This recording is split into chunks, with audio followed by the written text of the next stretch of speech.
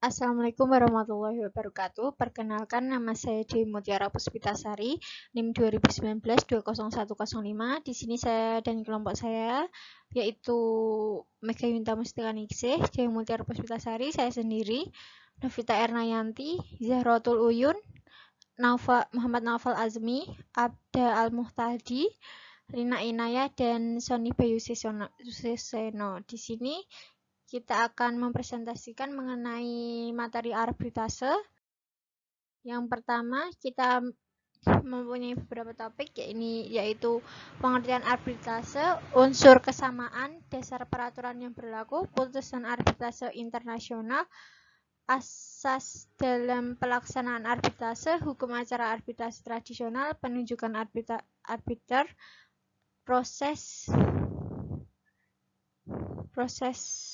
penyelesaian.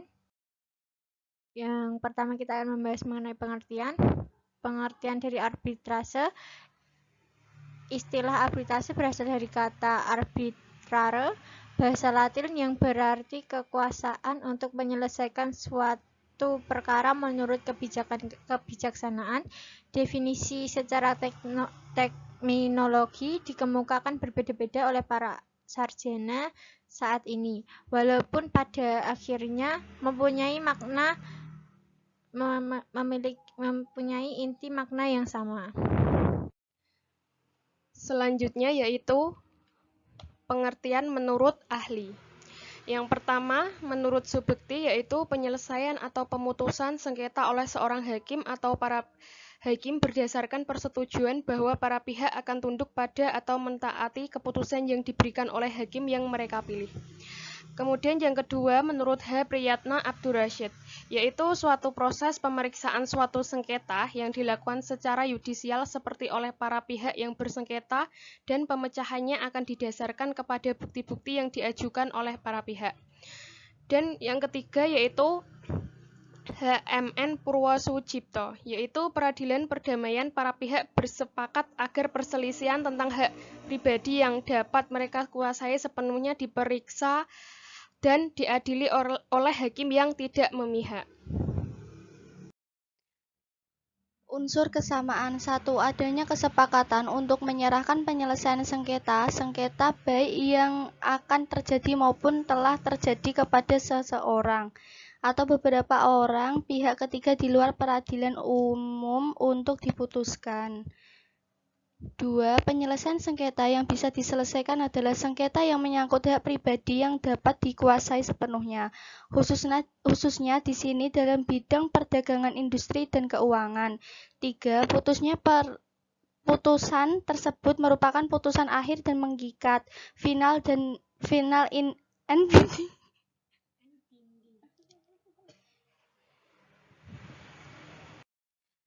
Peraturan yang mengatur. 1. Pasal 2 Aturan Peralihan Undang-Undang 1945. Pasal 377 HIR.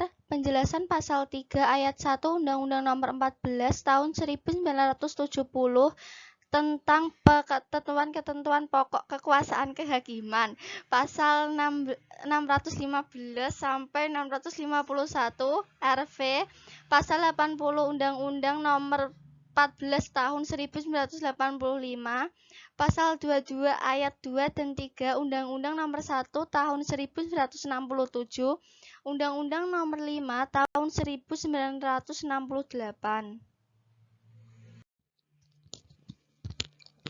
Untuk slide selanjutnya, putusan arbitrase internasional. Putusan arbitrase internasional pengertiannya adalah putusan yang dijatuhkan oleh suatu lembaga arbitrase atau arbiter perorangan di luar wilayah hukum Republik Indonesia, atau putusan suatu lembaga arbitrase atau arbiter perorangan yang menurut ketentuan hukum Republik Indonesia dianggap sebagai suatu putusan arbitrase internasional.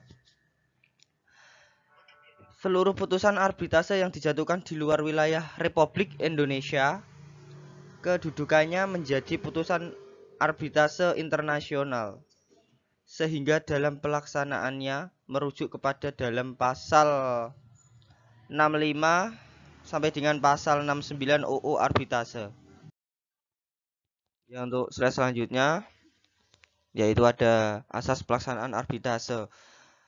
Asas yang pertama adalah asas final and binding, kedua asas resiprositas, dan ketiga putusan terbatas sepanjang hukum dagang, yang keempat asas ketertiban umum. Untuk asas final and binding yaitu pada pasal 3 Konvensi New York 1958 menyatakan setiap negara anggota konvensi harus mengakui putusan arbitrase asing terhadap putusan yang mengikat dan mempunyai eksekusi terhadap para pihak. Asas ini tercantum ada pada pasal 68 ayat 1 Undang-Undang Nomor 30 Tahun 1999 tentang arbitrase dan alternatif penyelesaian sengketa. Untuk kedua asas resiprositas yaitu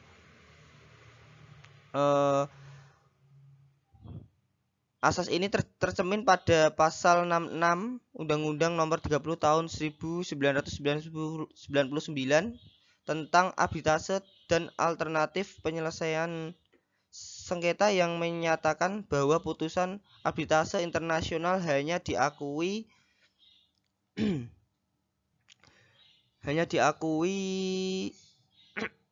serta dapat dilaksanakan di wilayah hukum Indonesia jika memenuhi syarat, yaitu putusan itu dijatuhkan oleh arbiter atau majelis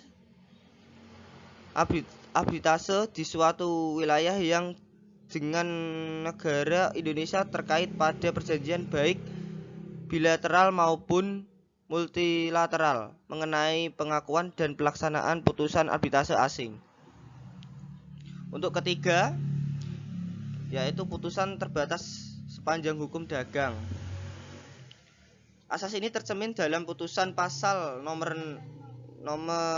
pasal 66 Undang-Undang Nomor 30 Tahun 1999 tentang arbitrase dan alternatif penyelesaian sengketa yang menyatakan bahwa putusan arbitrase internasional terbatas pada putusan yang menuntut ketentuan hukum Indonesia termasuk dalam ruang lingkup hukum perdagangan. Untuk keempat yaitu ada asas ketertiban umum ya. Asas ini tercermin pada pasal 66 Undang-Undang Nomor 30 Tahun 1999 tentang arbitrase dan alternatif penyelesaian sengketa yang menyatakan bahwa putusan arbitrase internasional hanya dapat dilaksanakan di Indonesia terbatas pada ketentuan yang tidak bertentangan dengan ketertiban umum.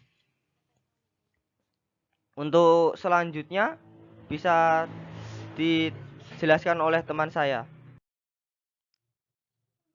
Selanjutnya untuk hukum acara arbitrase tradisional.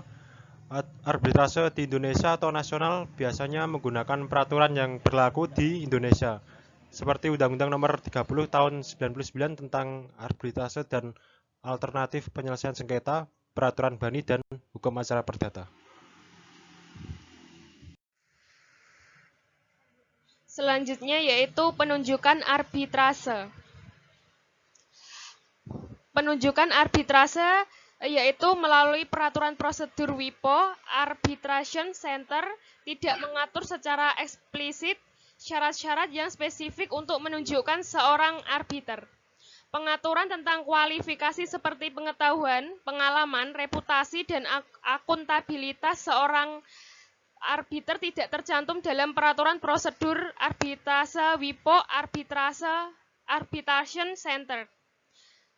Ketentuan tentang arbiter yang lebih spesifik dari peraturan prosedur BANI dan SIAK dibandingkan WIPO Arbitration Rules adalah sebuah kontradiktif. Arbitrase di Indonesia atau nasional biasanya menggunakan peraturan yang berlaku di Indonesia, seperti Undang-Undang Nomor 30 Tahun 1999 tentang arbitrase dan alternatif penyelesaian sengketa, peraturan BANI, dan hukum acara perdata. Proses pemeriksaan. 1. Pemeriksaan atas sengketa harus diselesaikan dalam waktu paling lama 180 hari sejak arbiter atau majelis arbitrase terbentuk. 2. Pasal 71 menjabarkan tentang permohonan pembatalan putusan arbitrase. Pasal 59 Undang-Undang Nomor 30 Tahun 1999 pada ayat 1.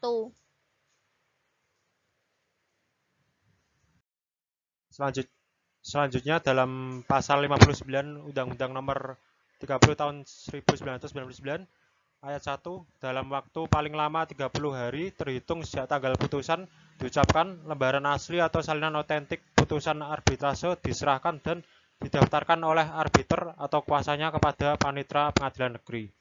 Ayat 2, penyerahan dan pendaftaran sebagaimana dimaksud dalam ayat 1 dilakukan dengan pencatatan dan penandatanganan pada bagian akhir atau di pinggir putusan oleh panitera pengadilan negeri dan arbiter atau kuasanya yang menyerahkan, dan catatan tersebut merupakan akta penyerahan.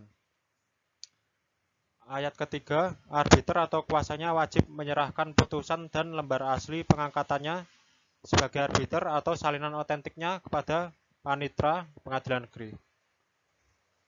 Ayat 4, tidak dipenuhinya ketentuan sebagaimana dimaksud dalam ayat 1 berakibat putusan arbitrase tidak dapat dilaksanakan.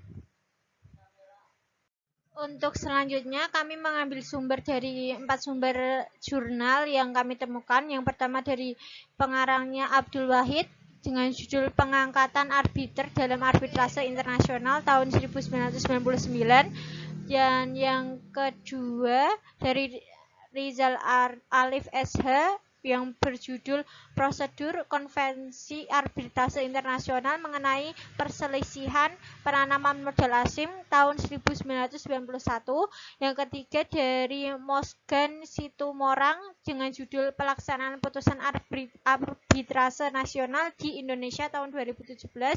Yang keempat dari bukunya Muhammad Basarah yang berjudul Prosedur Alternatif Penyelesaian Sengketa Arbitrase Tradisional dan Modern Online 2017 yang dipublish oleh Genta Publishing di Yogyakarta.